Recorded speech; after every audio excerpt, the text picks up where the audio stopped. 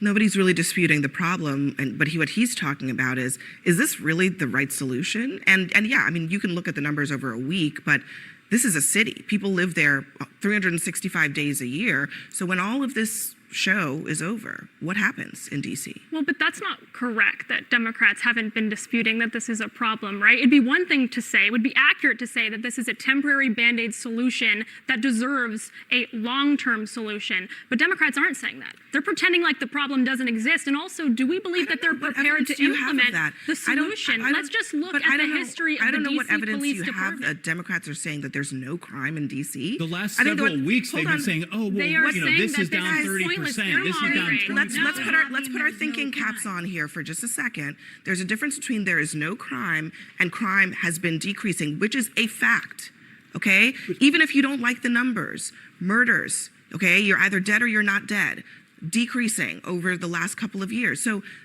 there's a difference between those two things, and I understand the rhetoric of it all, but no Democrat is saying that there's no crime in this city. You think DC is genuinely safe? Do you understand what you're saying? Did I say that? Do you think the current DC Police Department is equipped to tackle this problem? I say that DC is safe? Do you think they're tackling the non-safety correctly? You just said, do you think DC is safe? I did not say that. I'm glad you conceded that. I lived there for a while. I used to own a home there.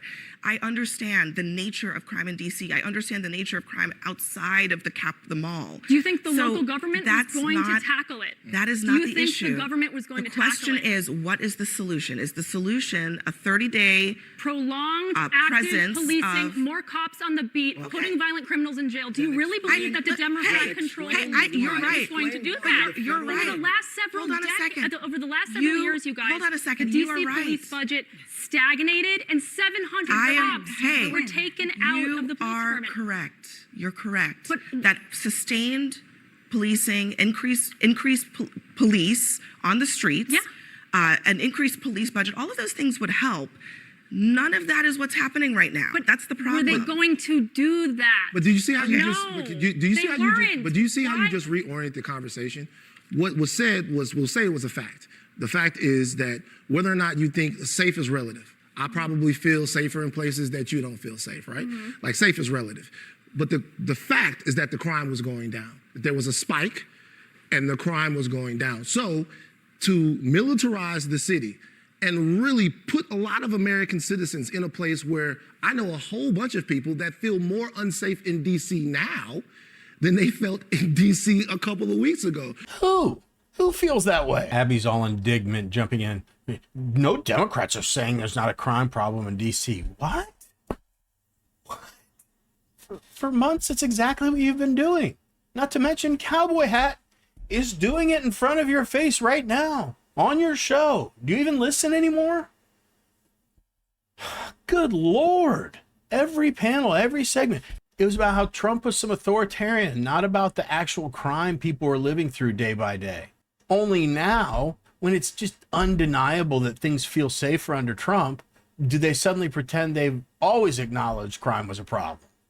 And then cowboy, cool shirt idiot piles on saying some people feel less safe seeing military and law enforcement in the streets. I've got to ask this question. I asked it at the beginning. What people? Criminals? Because they're the only ones who I can possibly comprehend feeling unsafe.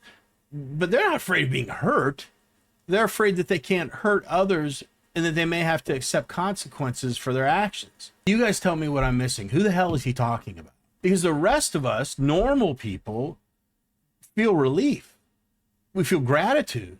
Ordinary folks don't want to witness murders on the way to a pharmacy or watch a robbery outside the grocery store. He's not describing the people of DC. He's describing the thugs who've been terrorizing them.